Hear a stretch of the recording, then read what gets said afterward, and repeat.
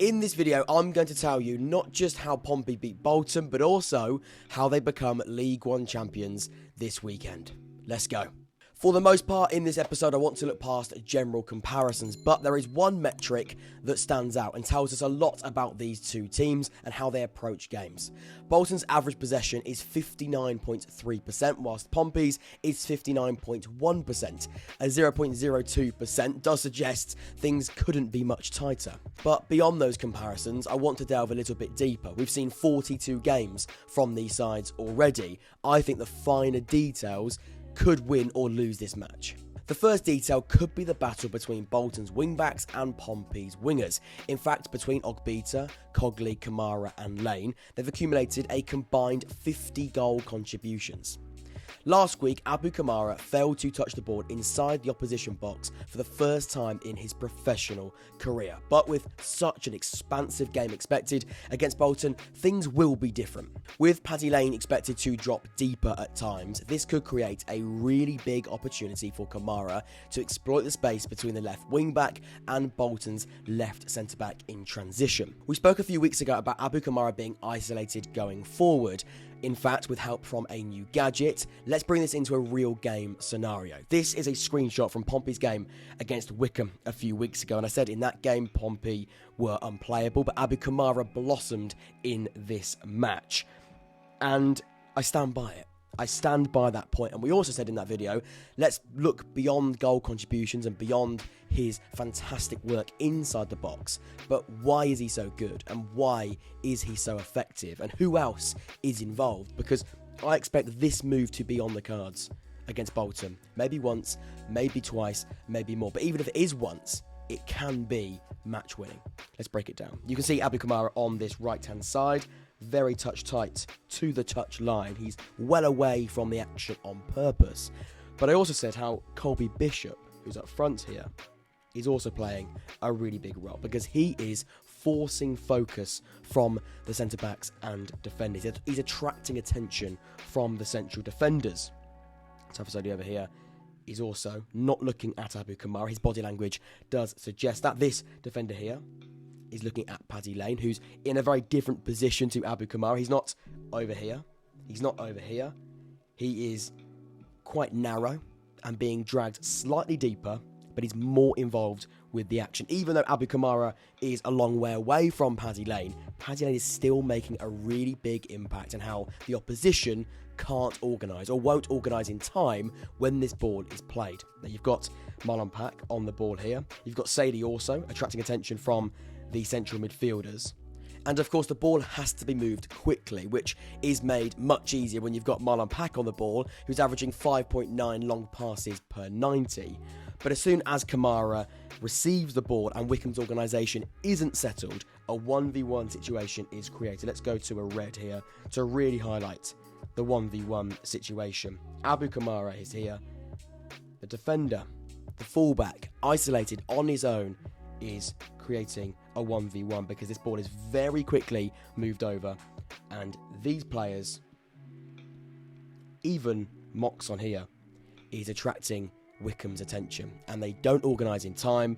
Marlon Pack can drift a beautiful ball into the area in which Kamara is operating, and a 1v1 situation is created. Kamara this season has accumulated 40 chance creating carries, and 9 of those have led directly to a goal. To further emphasise how much space Kamara wants to himself on the right hand side, I've brought up these average positions. You can see him well away from Colby Bishop, well away from Sadie, and Swanson isn't really looking at making that overlap. It isn't playing very close to Kamara on that right hand side either. Kamara attempted 6 dribbles in this game alone and wasn't dispossessed once. A phenomenal set of metrics, and I really hope we've shown you in a game scenario how this space can be exploited, because it's going to be an expansive game. It's going to be open, and at all times Bolton won't be organised because they want to play. They want to play, and Shrewsbury, they didn't at times, and that's why Kamara, I don't think, was as effective. But this game is so different. The next detail is Yengi versus Santos 2.0, and it was probably the biggest talking point from the match earlier this season, and I wouldn't be surprised if we see something along those lines again.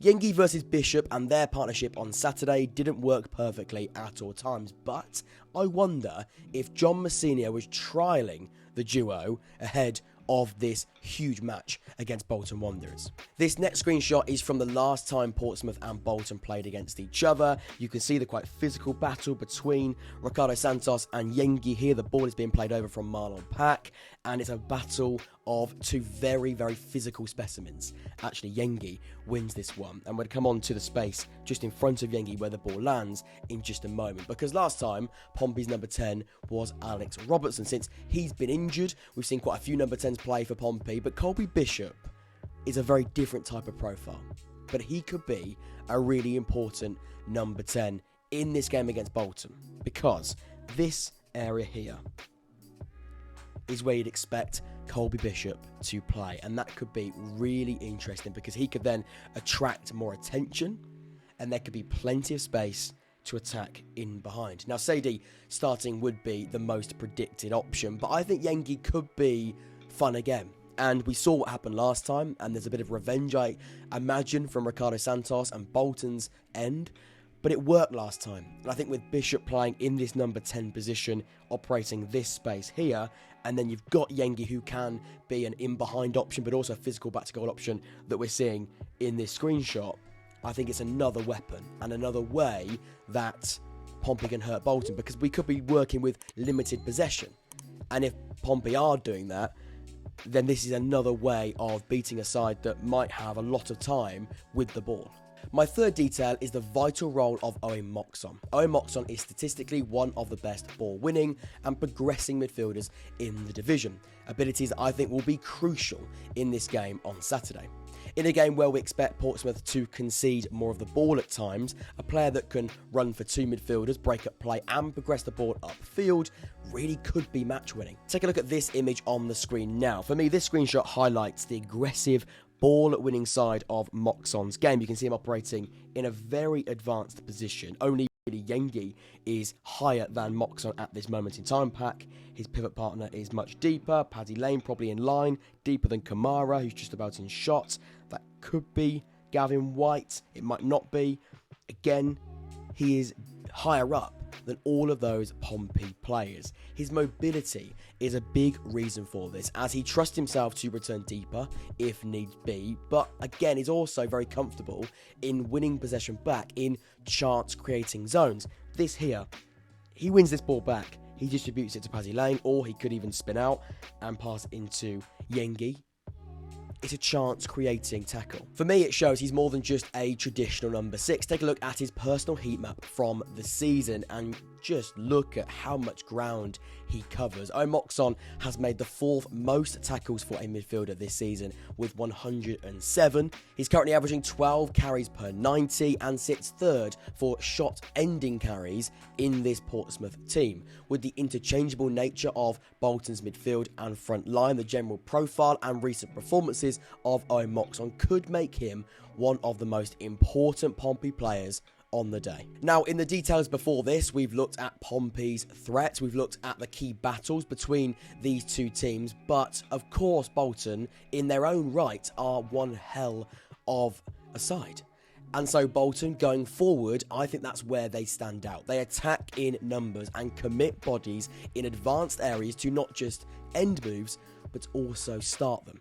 Bolton have scored 10 goals from high turnovers, the highest amount compared to all other League One teams this season. Now, high turnover is an open play sequence that begins 40 metres from the opposition goal. Bolton have scored 10 times from that scenario. Essentially, it's a very aggressive front line press. Now, of course, for the most part, Pompey, well, they're very comfortable with the ball at their feet, so being press-proof, that shouldn't be too much of an issue. But if Bolton do decide to use a trigger press, it could be Pompey's defender, Sean Raggett.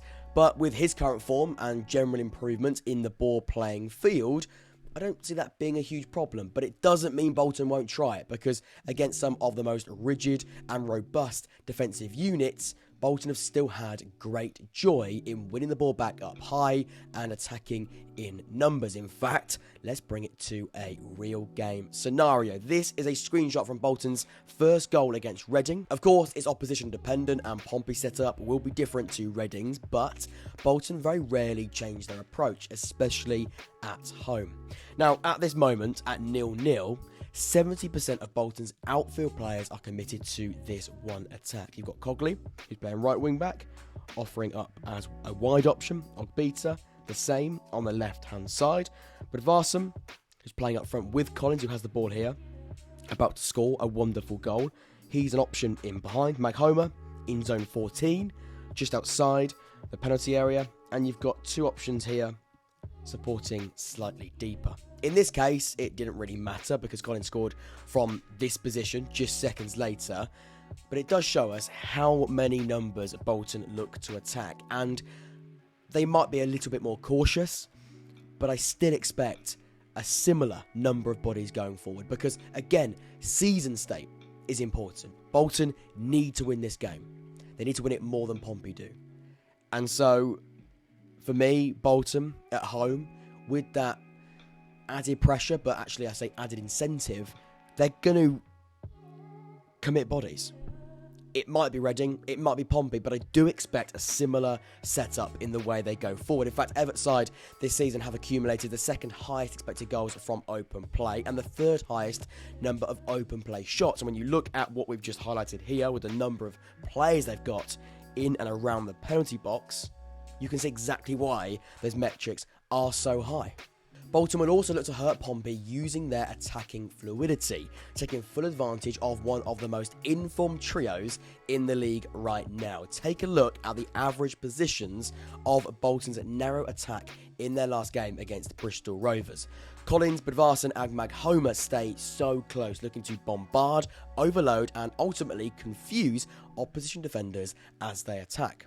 The trio have accumulated 10 goal involvements in their last 7 games. This can also be visualised by looking at one of our trusty screenshots. It shows exactly what the average positions have just shown us. It highlights just how unpredictable Bolton's front line can attack. You've got Collins here, about to score of course, but Varsam on the edge, Maghoma, one of the midfield three, sort of. Inside Bristol Rovers is box. Collins scores from this position, but of course with Maghoma and Budvarsson so close, it's very clear to see why they've combined to score so many goals in recent weeks. Another very important detail that I think Pompey have got to be fully aware of. They're so fluid, they're so interchangeable, and in that moment, they've got to be fully aware. A game of concentration and tactical chess, I think, at times too. Until next time, I've been Jack. This has been the Jack Wood Football Podcast. If you did enjoy me delving deeper into the details ahead of the match on Saturday, please make sure you leave a like and subscribe. I'll see you all very, very soon. Take care.